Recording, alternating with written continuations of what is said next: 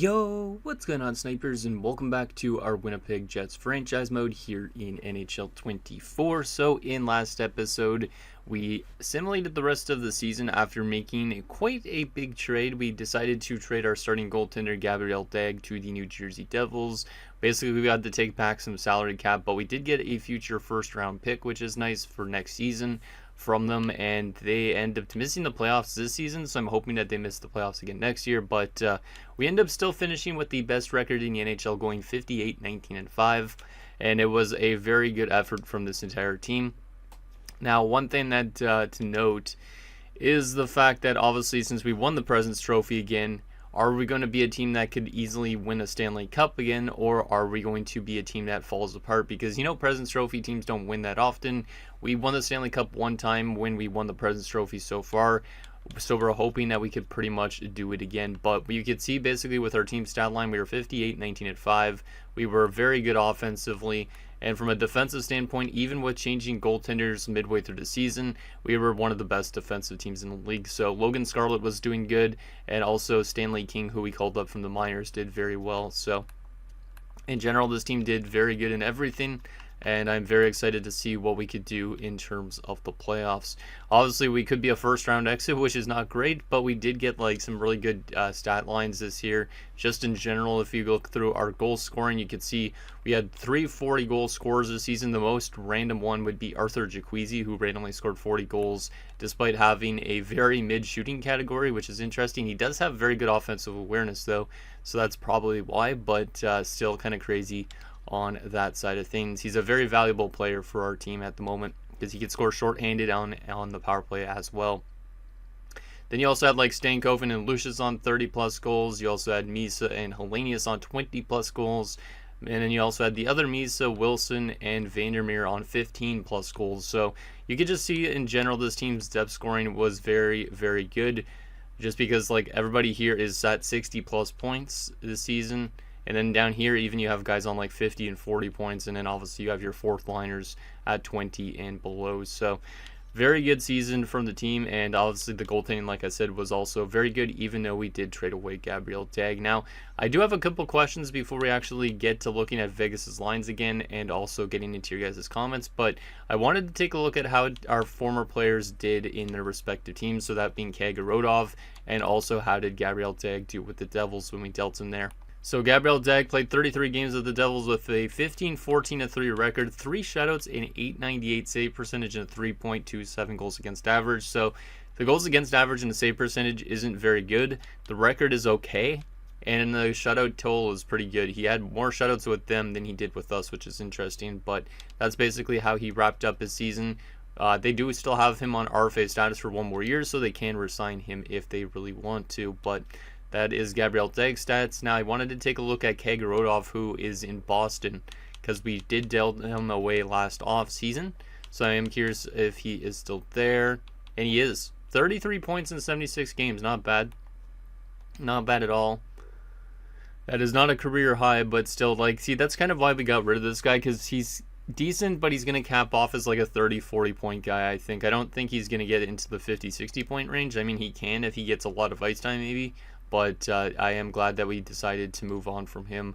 I mean, he would have been helpful, but he's not the best defensively at this moment. So, anyways, those were the player stats that we traded away. Let's take a look at the Vegas Golden Knights, and then I will get into your guys' comments and see what you guys have to say about last episode. So, yeah, Vegas is an interesting team. They are mostly old, I would say, but they do have some good young players like Kent Bachman. You can see this guy. 89 overall playmaker, playing next to Jack Eichel and Dylan Dubé. And then they have a okay second line. I mean, Bieksa and Kuzmenko are a little bit weak, but Kuzmenko could still produce. But Johan Oberg, 86 overall, pretty damn solid. Former 20th overall pick of the Boston Bruins. So they have some very solid center depth. Also with Heinonen and Cirelli as a fourth line center. So they're not bad, but obviously their winger depth could be a little bit better. Now, defensively, on the other hand, they're a pretty good defensive team. You have Nylander, who is a rookie this season, I believe. Yeah, 39 points this year from the rookies, so he could bring some offense from the back end.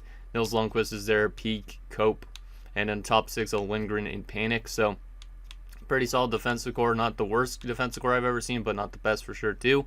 And then goaltending wise, this is where I think they give up a decent amount of goals because they have Dan Vladar and Jan Bednar. So not the best goaltending tandem. And they also have Felix Sandstrom as a depth goaltender, which is interesting. So I guess they run 3 goalies from time to time. So that is their team. I think we definitely have a chance to beat them, but if we don't beat them, it's because of the fact that we're getting cheesed by the system in this game, because obviously we won the President's Trophy, so maybe it's going to make it a little bit tougher for us to win in the postseason.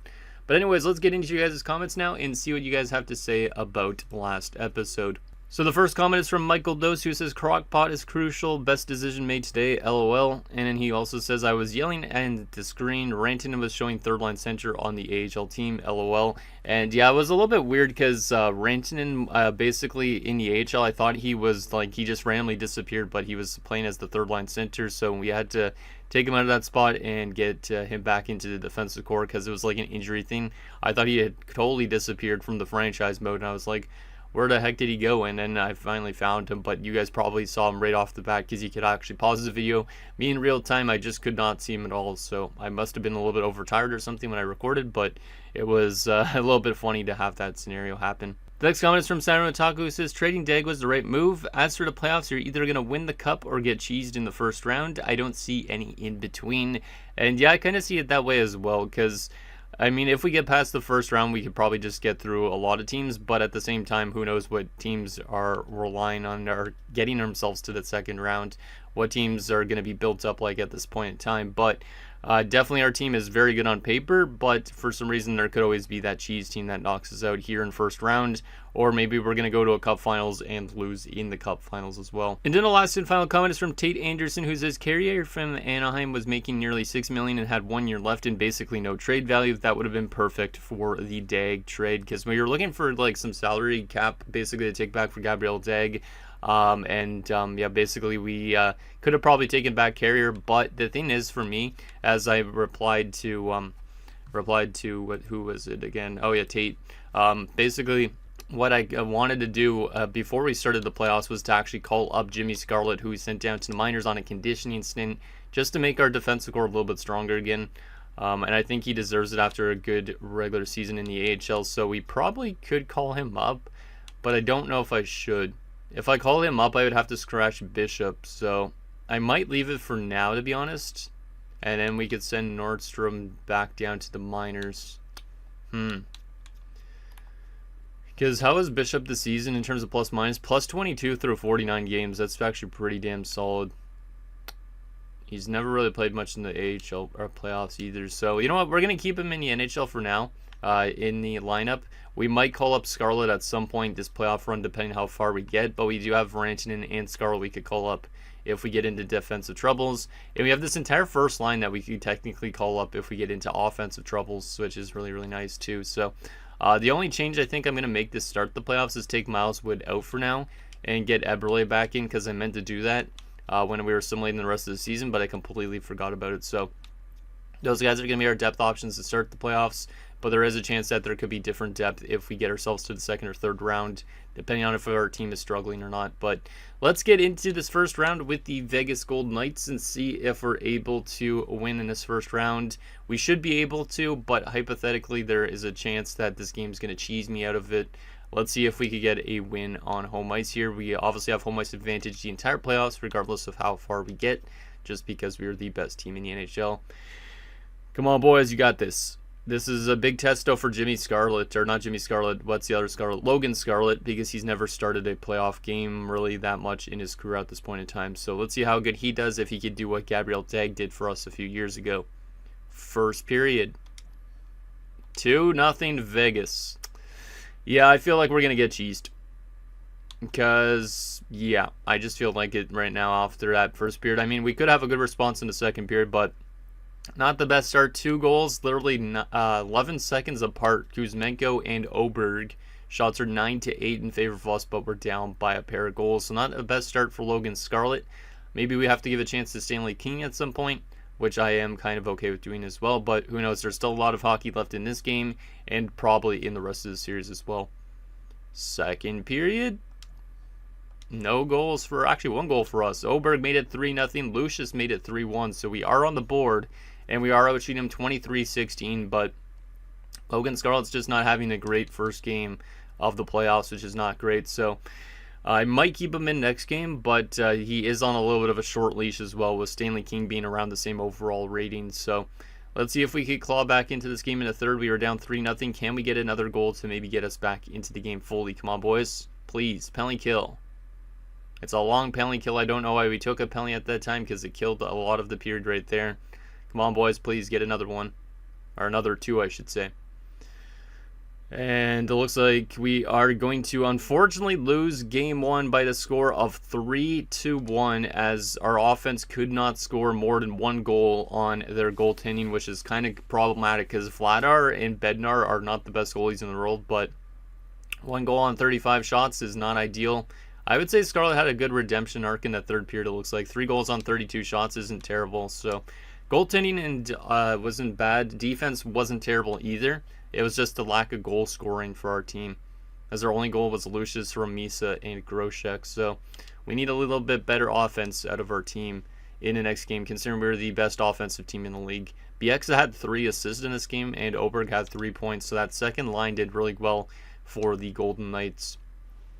So it wasn't even their top line. So we got to contain that second line as well if we can. Let's see. Do we want to make some adjustments already after a game like that? Maybe.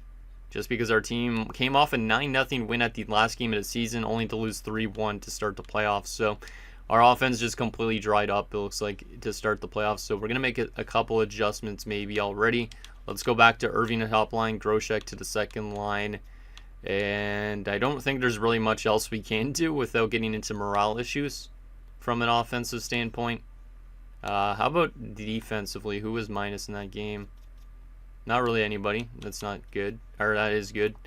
And yeah, Scarlett was okay. So he definitely will still start for the next game, but Stanley King is on standby basically just in case.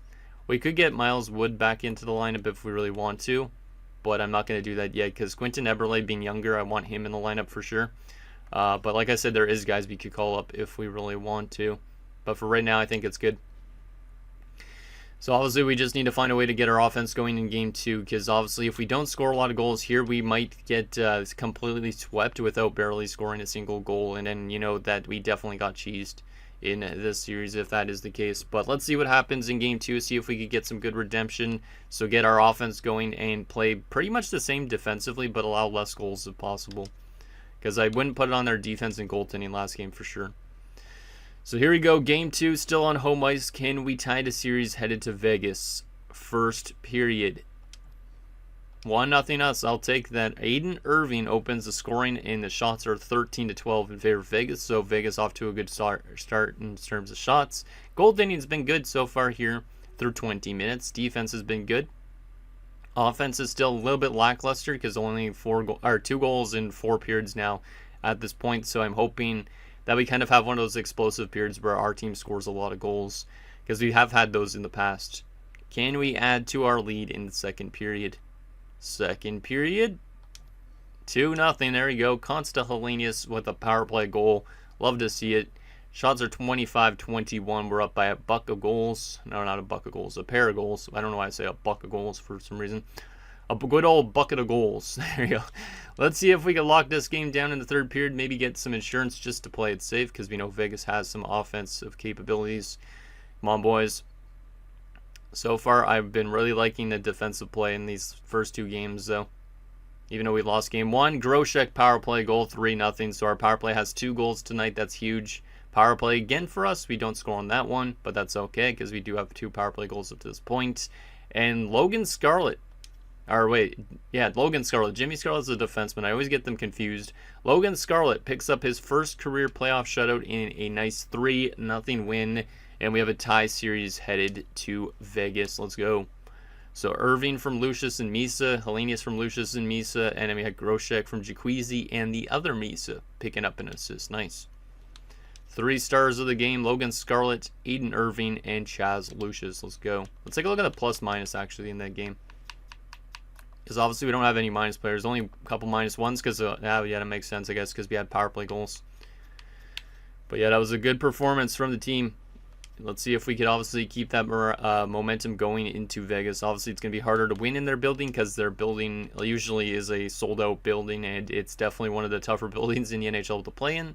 So it would be nice for our team to obviously take at least one of these two games because obviously we don't want to be going down 3-1. So we got to take at least one of the two games if possible and silence their crowd. So far, it's been a pretty even series. I mean, we're outscoring them 4-3 after 2 games.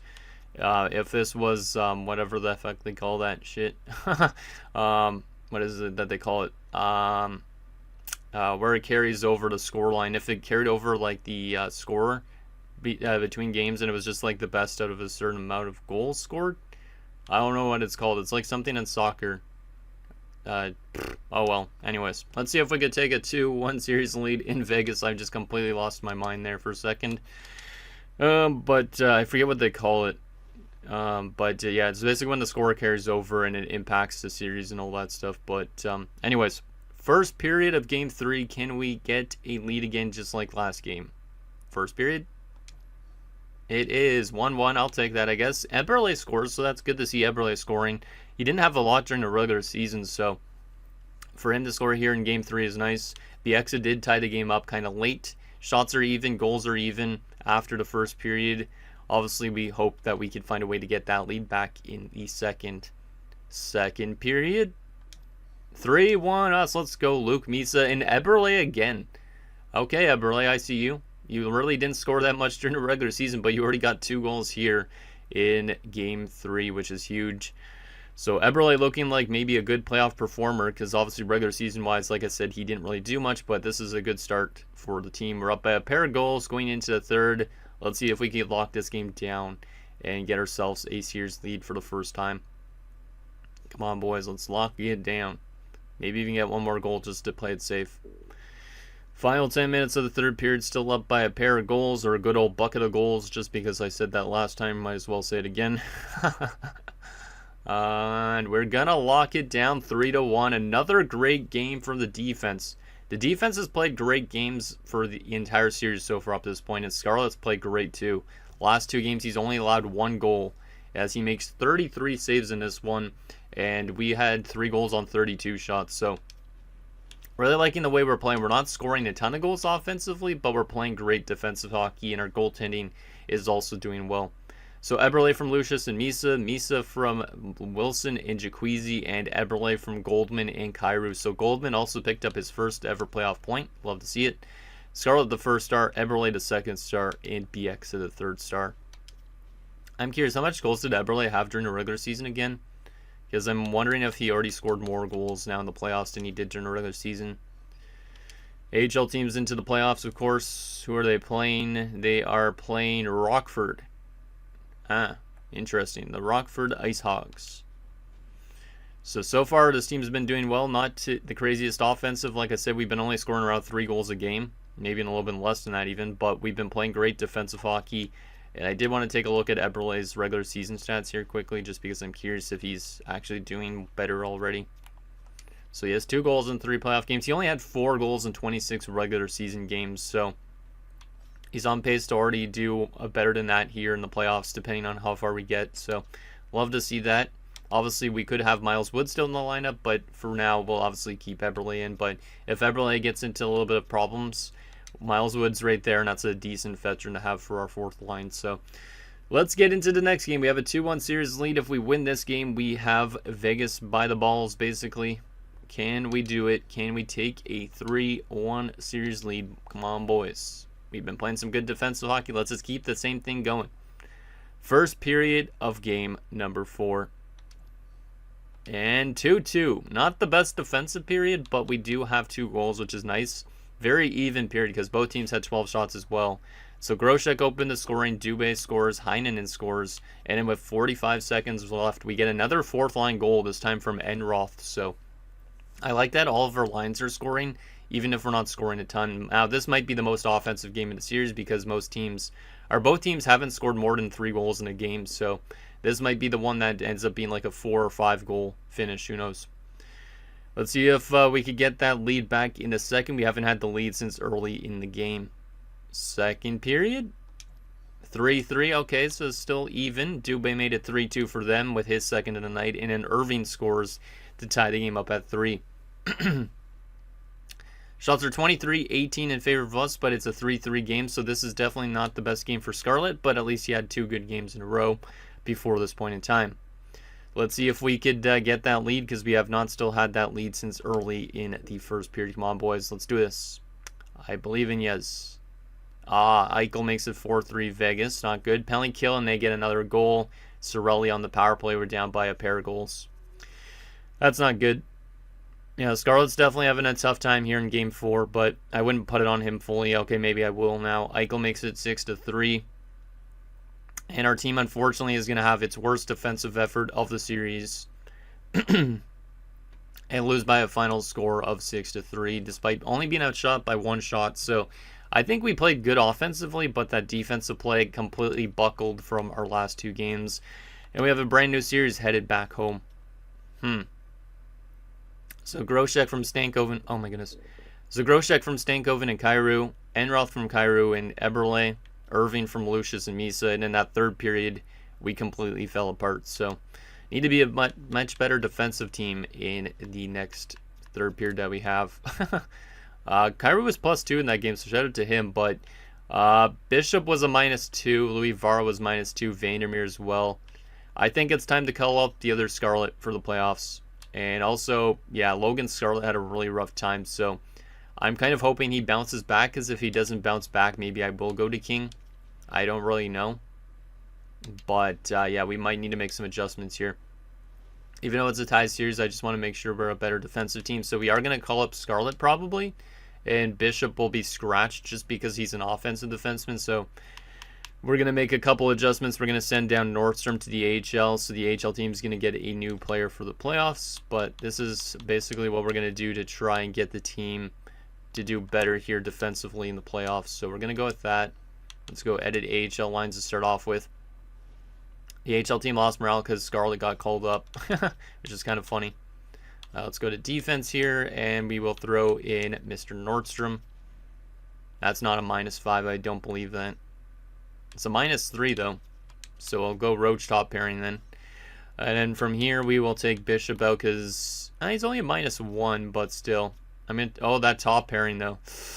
I don't want to scratch Louis Var though, to be honest. I'm gonna have to swap some stuff around here. So we're gonna go Palin like that, Louis Var with Kyrou, and we're gonna take Bishop out of the lineup just to get Scarlet in to hopefully help with the defensive play a bit.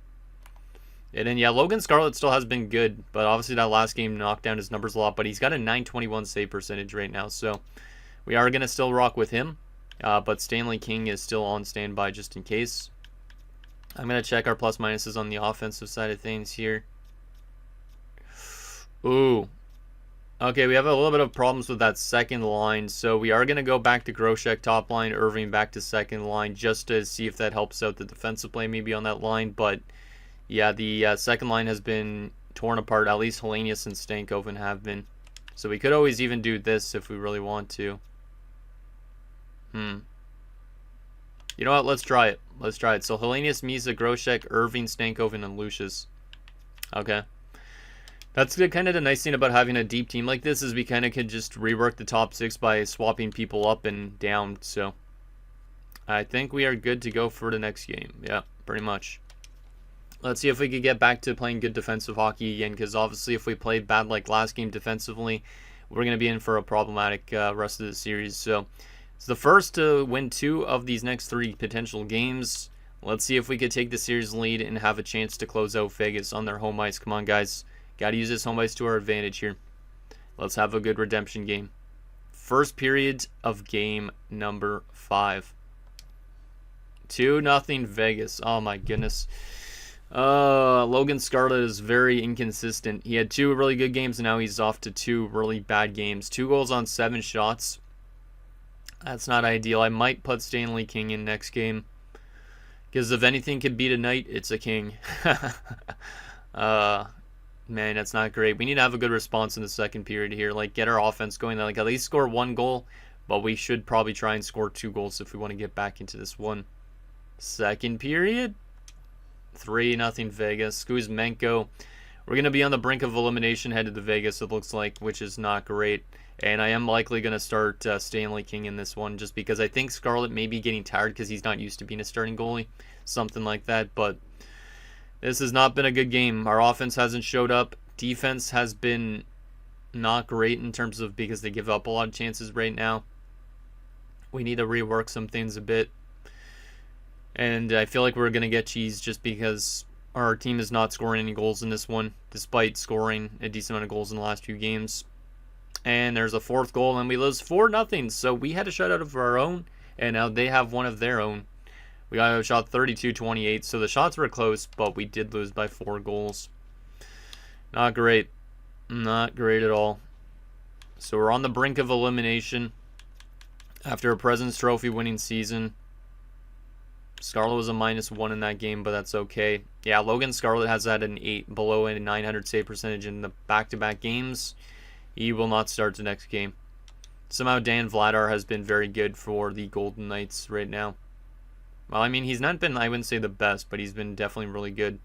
Let's go replace player on that front. And let's go to a game 6, and we're going to make some adjustments here.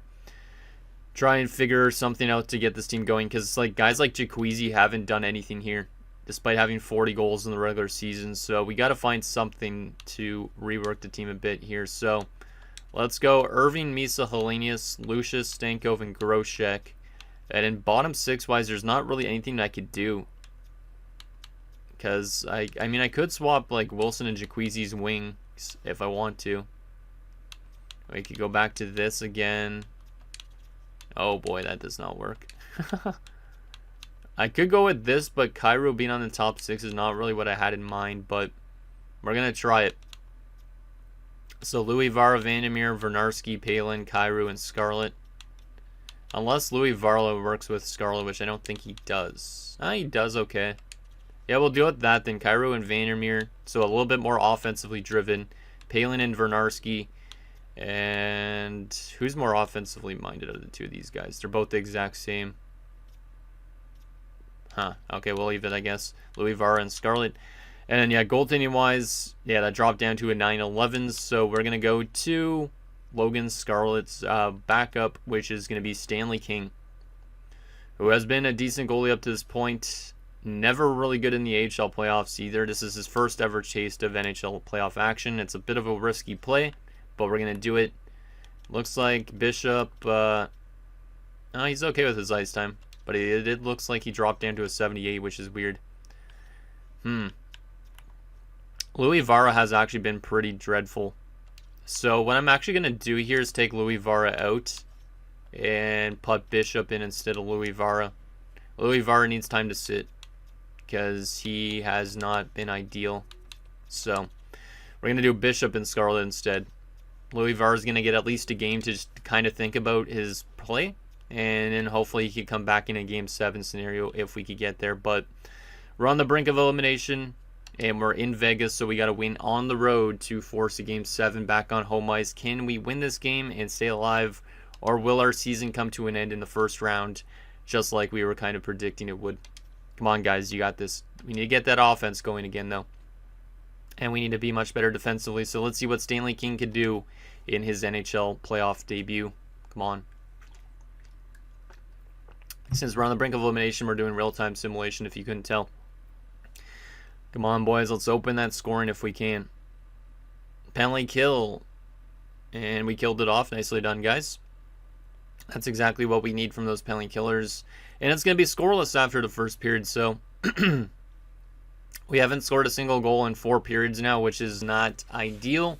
But at least our defense so far has been playing better, but obviously we need it to be better throughout the rest of this game too. So there's still 2 more periods. Let's see if we could open the scoring yet in this game. And we do. Let's go. Aiden Irving scores here in the second period. Penalty kill, and they get a goal right afterwards from Bachman to tie this game up at 1 apiece. Penalty kill again. Stop taking penalties, boys. You got to be disciplined here. Hey, Caden Wilson scores. That's huge, but Oberg gives them a tie game again. Good to see Caden Wilson score, though, because he hadn't scored yet in this series. Penalty kill again. Nicely done. That was a bit too much penalty kills, though, in that second period there, boys. We took 3 penalties at least. But at least it's a 2-2 game, but So we are starting to find our offense, but we need to play good defensive hockey and not give up so much penalties. Shots are 25-20 in favor of us. It's a 2-2 game. Is this our last period of the season, or are we going to a game 7? Who wants to be the hero? Because Groshek has not scored really at all either in the series, and he had almost a 50-goal season. So there's a couple snake-bitten players on the team right now at this stage, I think. Come on, Groshek. I know you have goals in you. Power play. We do not score there. Maybe Jaquezie could score, because Jaquezie also had 40 goals, like I said, in the regular season. Come on, boys. Please get that next one. Get that next one. Final few minutes of this third period. Oh, I knew they were going to score. Oh, you douchebags. Oh, my goodness. We're knocked out in the first round. We get cheesed. I felt like the game was going to end. Like, I just didn't feel like it was going to go to overtime. And they score 54 seconds left. It's Jared Anderson Dolan, of all people. And then Bieksa gets the empty net. And despite, I would say, playing one of our better games in the last few games, we lose 4-2, and we're out in 6 games by a final score of 4-2 as well in the series. Man, that was not a great playoff run. That means we have some interesting dilemmas for this upcoming offseason to get to. But Irving from Hellenius and Cairo, and then Caden Wilson from Jaquezie and Misa. But our depth scoring did not show up like it should have in the playoffs. We were one of the best offensive teams in the regular season, but we ran into Dan Vladar. And will Vegas go on to win the Stanley Cup or go to the Stanley Cup Finals? Probably. Oh, that sucks, man. That should have been a series win for us if we would have been able to find our offensive game, which we didn't. As our offense was probably the worst I've seen it in a while. Like, if we go to a player stats here, let's start off with our centers here. Come on, stupid thing. Thank you. So we have Lucius on 5 points, Misa on 5 points, which is solid. But you can see the goal scoring down the middle. Only 2 goals from our centermen, which are Luke Misa and Chaz Lucius. Goldman had an assist. Stankoven was terrible. Had 100 points in the regular season. 100 plus regular season points. You would never guess that with that playoff performance. -6 for 6 games and only an assist. So, yeah, our offense was terrible. Our defensive play from some guys was terrible. Groshek only had 3 points, was -4. We had a lot of snake-bitten guys. Eberle was one of our best forwards, which is not great. Enroth on 1 goal. He was okay. Irving on 3 goals was okay. Jaquezie had no goals after having 40 goals in the regular season. Hellenius was -5. Wilson was not great either. Defensively, Cairo had 4 assists, but nobody else on the defensive core picked up a single point. And Cairo was also +4, but all these other guys were minus. And in our goaltending numbers, Scarlett was definitely the better of the two, but we had to give that chance to Stanley King to play a game, because maybe Scarlett just needed that break. But in general, not great from our team. All those plus minuses are a major issue. And the fact that we did not score that much goals is also a major issue. Obviously, it's probably going to be better when we're not a President's Trophy winning team in the playoffs. But since we won the President's Trophy, the game said, hey, you're not scoring in the playoffs, and you're going to definitely play like kind of reverse of what you actually did during the regular season. That's kind of what I expected when we won the Stanley Cup a few years ago, was to be that type of scenario that we're having right now. So that sucks a lot. But oh well, it is what it is. At least we have a cup in these last few years. But still, this team has looked very good on paper, but they just could not get it done in the postseason. And like I said, we're going to have some interesting dilemmas in this offseason to deal with. The most notable is that we're going to have a lot of guys that could jump to the NHL, like Jerry Bickle, Lannon, Fairchild. And then also the fact that we do have some pending free agents, like I think it was Cairo. Yeah, like Christian Cairo is a pending free agent. Logan Stankoven's a pending free agent. I think this might be the year we let go of Stankoven just to get Misa, the other Misa, into the top 6. And we could kind of make our bottom 6 a bit more defensive-minded. But that sucks, man. And our HL team must have got eliminated as well. So the LA Kings are going to go on to win the Stanley Cup. So I guess Vegas got eliminated in maybe the conference finals. And the Rockford Ice Hogs, who knocked out our AHL team, are going to win the Calder Cup. So shout out to them. Let's take a look at this LA Kings team that just won the Stanley Cup. I think they do have Kyle Connor still. So Kyle Connor might have just got another Stanley Cup, because that's exactly where we got Michael Misa from, was the LA Kings a few years back when we made a crazy trade. So Down the middle, this is what they're looking like. That's not anybody that we used to have. Okay, Kyle Connor was there. Yep, so Kyle Connor winning a Stanley Cup with the LA Kings. He was really good this season, and now he is a multi-time Stanley Cup champion. That was the first time the Kings had made the playoffs since 25-26, and they win the Stanley Cup. Kind of crazy. So there is that. Let's see. No right wingers, damn. Defensively, nobody that used to play for us. And then there's our goaltending. Jorg Kurka and Roger Jang. What a name. Who did LA beat in the Cup Finals? Let's see this playoff tree. The Boston Bruins. So Kagerodov got all the way to the Stanley Cup Finals, only to lose in 7 games. Damn. And yeah, Vegas was knocked out in round 2 by the Blackhawks.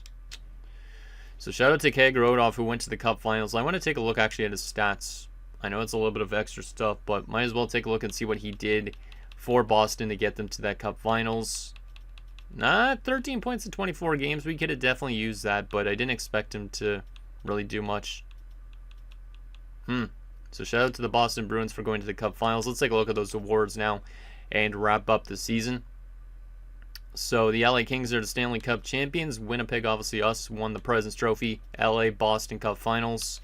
Individual awards, Line A, the Art, Ross, and the Hart. Vandermeer did win the Norris. Let's go because of that plus minus. I didn't think he was going to because he had way less points than a lot of the other guys. But Vandermeer is going to win his first Norris of his career. And he's only 21, I think. So shout out to Vandermeer.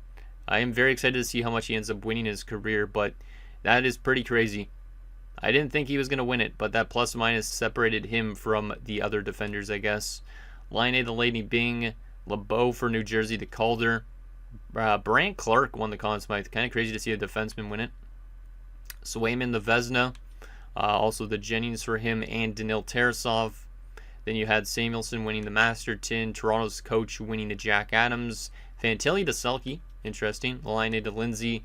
And Austin Matthews to Richard. Not a surprise on that front. AHL-wise, do we have any awards down there in Manitoba? Probably not. Does not look like it. Okay, so there is the award winners. So shout out to Vandermeer for winning his first Norris already. Hopefully many more to come with how good this team is on paper during the regular season at least. Let's see the retirements and I'll wrap up this season. So the Rangers have the first overall pick, followed by Arizona, San Jose, Tampa, and Calgary. If we were to trade for New Jersey's first round pick this year, it would have been 14th overall, but we traded for their next year's first. So who knows how late that's going to be or how early it's going to be too.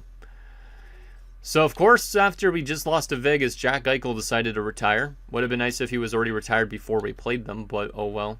Scheifele also retired, so shout out to Mark Scheifele, our former player, retiring with the Calgary Flames. Larkin, some pretty big names retiring this season. Might as well just go through this a little bit here. In case you guys want to see all these random retirements like Jasper Weatherby. Shout out to Jasper Weatherby. Left wing wise, Landeskog retired. Philip Forsberg and Kevin Fiala retired, Stanley Cup champions, and Carter Verhaeghe. That's actually kind of neat. So LA was a very old team, and maybe that's why they won. Oh, Miles Wood retired from us. I didn't even clue in. So shout out to Miles Wood. I probably should have played him in the playoffs maybe to make us better defensively, but he was not too bad. We brought him in as a cap whale. Retires here in 2033 at the age of 37. So we did have one retirement. I didn't even think to look for him. Morgan Barron already retired at 34. He was the guy that we had early, obviously, into the series. So that's interesting. Christian Vesalainen also retires. I don't think he was even in franchise mode at that point. Maybe he was actually tied to us at the beginning. Can't remember. Right wing wise, Buchnevich, Besser. Yeah, this is a decent retirement class in terms of players. A lot of notable names, I guess. Ekblad retired on the defensive side of things. Shea Theodore, Vince Dunn, Darnell Nurse. Okay. So there is all of that. What about goalie-wise? Was there any huge goaltender retirements? Ilya Samsonov, Vanacek, Huso. Not bad. Not the craziest names for goaltenders. So there is the retirement group. Did anybody become a coach or a scout? Yes. Mark Scheifele is now a coach and Jack Eichel is as well. I don't really think we need a new head coach, but it would be interesting to hire Mark Scheifele considering we're the Jets. That might be something we look into maybe. Or we hire Jack Eichel, who just beat us in the playoffs. That would be kind of funny too. But coaching retirement-wise, did we lose anybody? No. Perfect. I don't think we really need to make any coaching changes, but I could still sign Scheifele if he becomes a free agent coach, because I believe, yeah, we do still need an AHL assistant coach. So we could always start making him a coach in the AHL and work his way up to the NHL eventually if we want to. Could be an interesting thing to do, because not often your former player retires and becomes a coach. So, okay, final few things. Let's take a look at the contract situation, the progress reports, and the draft class. So starting off with the contract situation, here's all the pending free agents. A lot of them are RFAs, which is great, which means we have control at least. But we do have two big questions, those being Stankoven and Kyrou. Would you guys bring them back? We do have defenders that could replace Kyrou, and we know that Vandermeer could bring that same offense that Kyrou was bringing. So do we need Christian Kyrou back? And do we need Logan Stankoven back, considering we have Luke Misa that could jump to that second line center spot? I don't think these guys are mandatory to bring back, but like Stankoven's trying to get like $13 million right now, which is a lot of money, obviously. Kyrou is trying to get not too much. We could bring back Kyrou if we want on another one-year deal. He's trying to get for right around the same amount of money, but obviously I don't think it's mandatory. Jaquezie is still relatively cheap, but if you go up to 8 years, he wants a lot. But at 3 years, 6.3 is not bad, but he would be a UFA by the end of it. So we got to think of what we want to do with Jaquezie. I don't know if he'll ever score 40 goals again, but he is a guy that legitimately could be in our top 6 right now this season. So we could trade away somebody in the top 6 like Lucius or even Hellenius just to get Jaquezie up there. We also have Bickle, who's going to be probably jumping to the NHL next season. Yeah, as like a fourth line guy. We still have control on like Louis Vara, Vernarski, and Roth. Obviously, we could trade away some of these players' rights, but I would prefer to have them in our lineup if possible.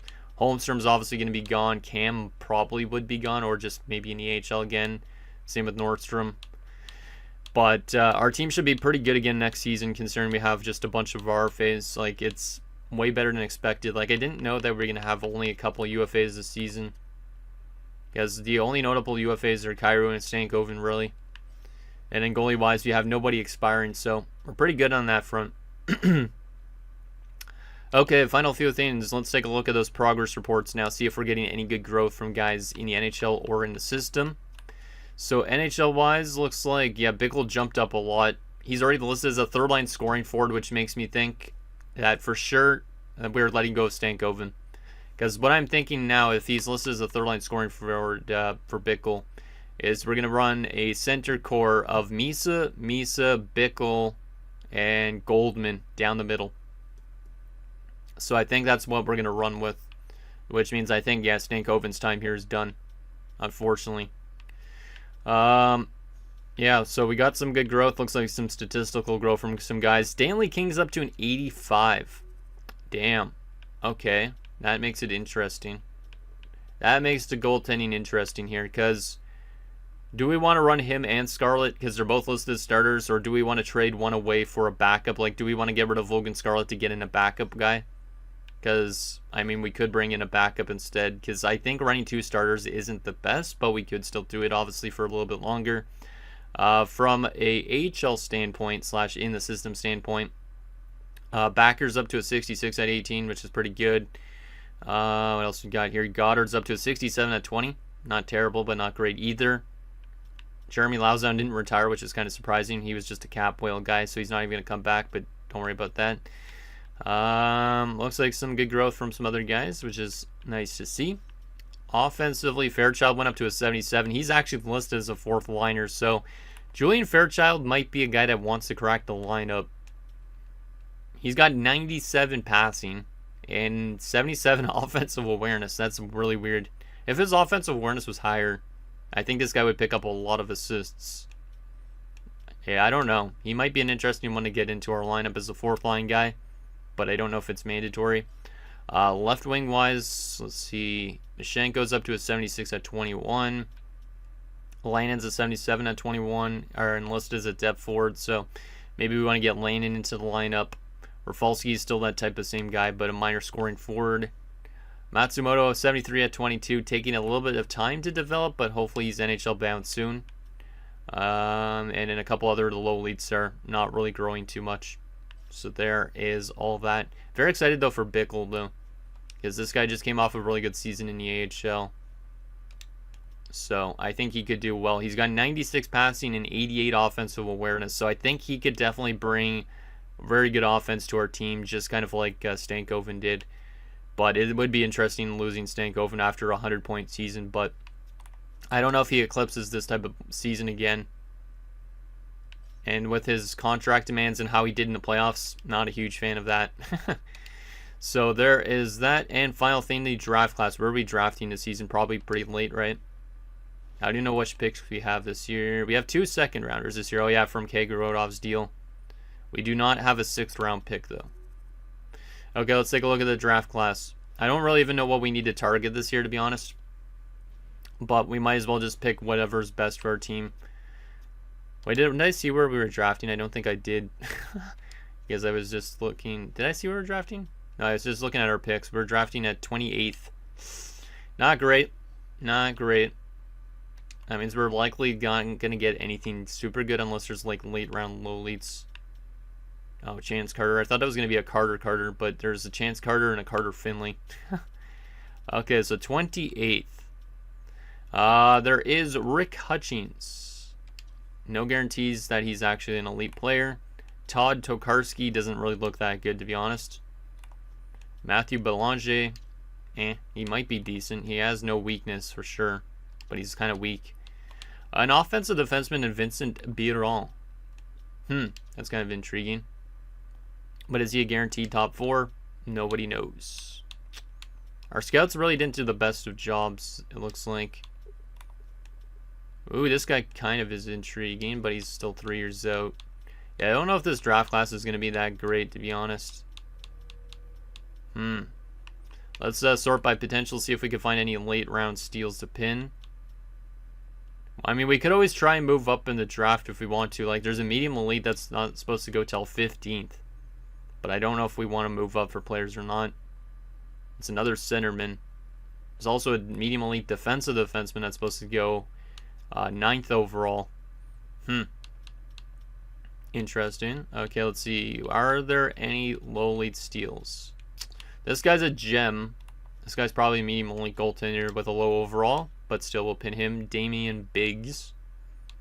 Is he a big goalie? Yeah, he's decently sized. 6'3", 205. Okay. Because if he was a small goalie, I would have been like, damn, missed opportunity. Scrimes might be low elite. He has no weakness. Juha Teravainen. Can't really tell on any of these guys. Our scouts actually did not do a good job at all. Because we don't have a lot of guaranteed potentials on some guys. But that's okay. So anyways, guys, that's going to do it for this episode of our Winnipeg Jets franchise mode. So in next episode, we'll take it to the draft and re-sign stage. We might trade away some players. We might obviously let go of some pretty big names in next episode, depending on what you guys think this team should do. But I think obviously we're still going to have a very good core intact. But we are going to want to make a little bit of adjustments just basically on trying to fit players in their actual specific roles that they should be in, like third line scoring forward and all that. So anything down below, and I'll see you guys next time.